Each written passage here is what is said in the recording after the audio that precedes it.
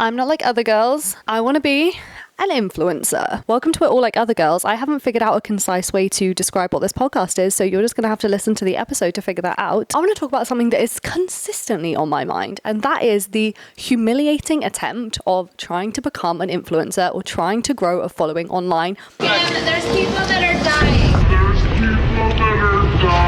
In my mind, I see this going in three parts. Number one, what it actually feels like to be posting on the internet and why it's so humiliating. Number two, why you should continue to do it, even if it is fucking embarrassing. And number three is how we can stop feeling so embarrassed and how we can make it feel better so we can continue to do it because we obviously want to. Trying to become an influencer, trying to make the internet your career, or just in general, posting thoughts and feelings that you have about anything on the internet is embarrassing. It is humiliating. When you're creating things, you're putting stuff online, it gets no views, you post an Instagram post and 3 people like it, it's embarrassing and you want to take it down. Particularly if your goal is to make something of it, admitting to yourself that you actually kind of want to do this influencer thing is humiliating. And the act of starting it and the act of doing it and being bad at it and putting yourself out online, starting to talk about things that you feel like you know a lot about, but nobody else thinks you know a lot about. So are they going to think she has no idea what she's talking about? Watching other people do what you want to do and you're in your infancy doing it and they're doing it in their full fruition and they're really successful doing it, it can feel kind of fucking embarrassing. There's a voice in the back of your head thinking, is there actually any point in doing this?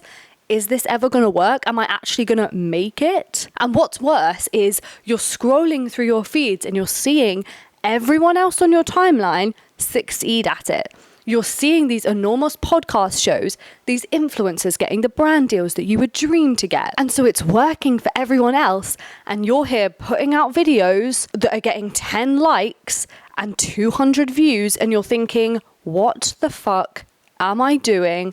This is the most embarrassing thing I've ever done. What's even worse than that is you hear these stories of these influencers of how they started and they're always like, oh yeah, I started on YouTube 10 years ago before being on YouTube could even be considered as a career, or oh, I just posted on Instagram because I liked it and then it became a career and I was just really lucky. They just did it by accident. You really want to do it. You're actually trying. This isn't a joke to you. You want to be an influencer. You want to have a career online. You want to have this personal brand, a community. You actually want all of these things. Not only are you trying to build this thing for yourself, but you feel like everybody else is looking at what you're doing and then comparing it to all the other people that are already succeeding in the thing that you're trying to do. So should you just quit? Should you just stop trying to do it? Is it too late for you to stop doing it? Is it actually really embarrassing for you to do it?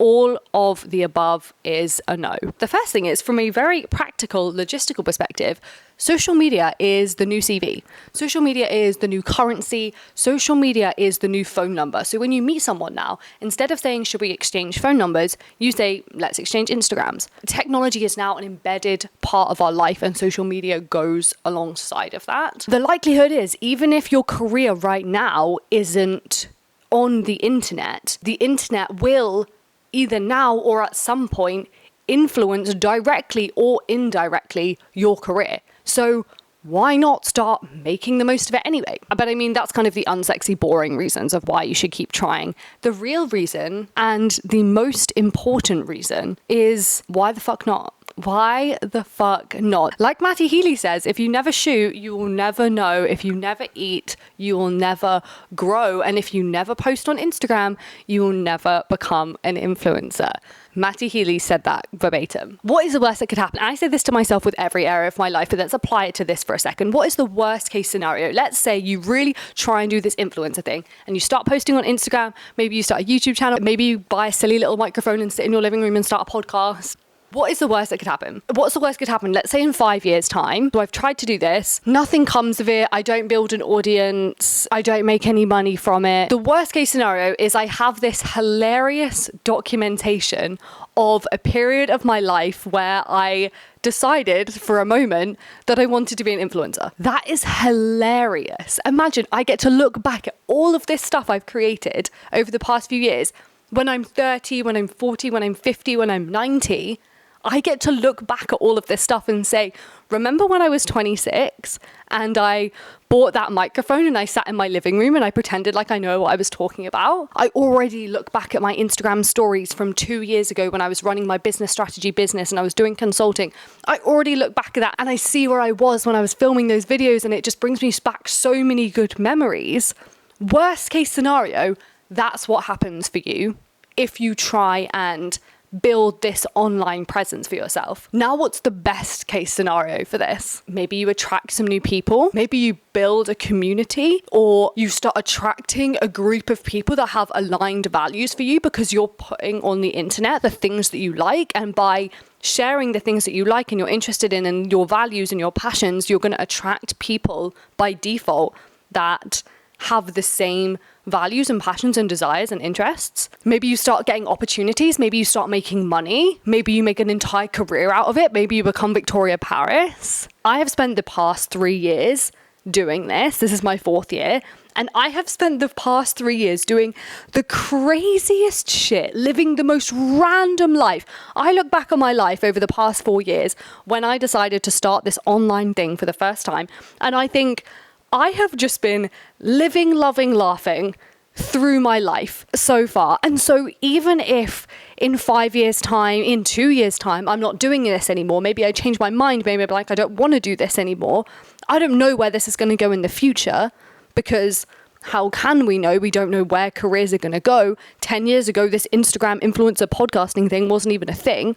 Who's to say in 10 years it will be something completely different and it will become redundant? All I know is whatever happens with this, I'm going to be able to look back at this period of my life and think, I spent 3 years of my young adult life traveling, trying things, being creative, documenting my life as if it was this experiment that I just got to trial and taste and test new things. And I'm never going to regret that. I'm never going to regret just trying to do something fun and build a career that's aligned with the things that I like and the things that I'm enjoying. I'm never going to look back at this time and think, God, do you know what? I really wished I'd worked a job that I hated and given up on this and just stopped trying. Because the thing is, okay, maybe not everyone's going to be able to be Victoria Paris or Alex Earle or Alex Cooper, absolute queen, goddess, fave, mother. But what if by making things that you like and finding something that you like to do and putting it on the internet, what if that could turn into, what if it could be your career? What if it could be the way that you earn money or some money? What if it could allow you to travel for even a year because you can earn money on the road? What if it could just be fun? Why not? Like, what is the worst case scenario? Why would you not try and do this if you have the desire, which you do if you're watching this? How to keep going if it is feeling humiliating and every time you try and post something or share something, or you even think about the idea of sharing something, you want to die because it's embarrassing. The first thing is that things are only embarrassing if you're embarrassed. And I say this all of the time. You can decide that something is embarrassing or not. And I know throughout this entire episode, I've kind of been talking about how humiliating it is, but you get to decide or work on deciding and removing the belief that it is humiliating, because beliefs are just thoughts we've thought over and over and over again. So if you, every time you see someone post something on Instagram, in fact, I bet you don't. Think about this. Oh, okay, this is coming up for me right now. Think about this. When you scroll through your Instagram and you see these influencers posting on TikTok or Instagram, what do you think? Do you think, oh my God, that's so embarrassing. Why did she post that? Why did she post that outfit pic? Oh my God, she's talking about the books that she likes. That girl is sitting with a microphone in her living room talking shit about her life. That is fucking embarrassing. No, you don't. Of course you don't, because if you thought that way, you wouldn't be here. You only think it's embarrassing when you are trying to do it. So why is that?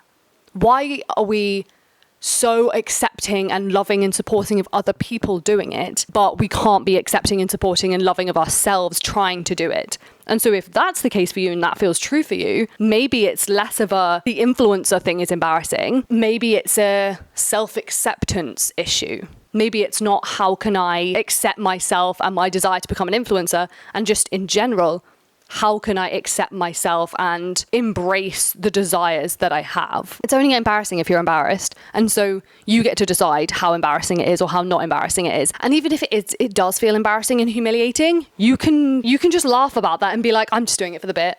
I'm just doing it for the bit. Yes, I know it's embarrassing. And like, I think most of us can look at this and think, okay, this is kind of weird. We're all just kind of projecting ourselves onto the internet, begging to be perceived, begging for attention, I suppose, wanting to be validated through the internet. And I think we can all kind of appreciate that it is a little bit...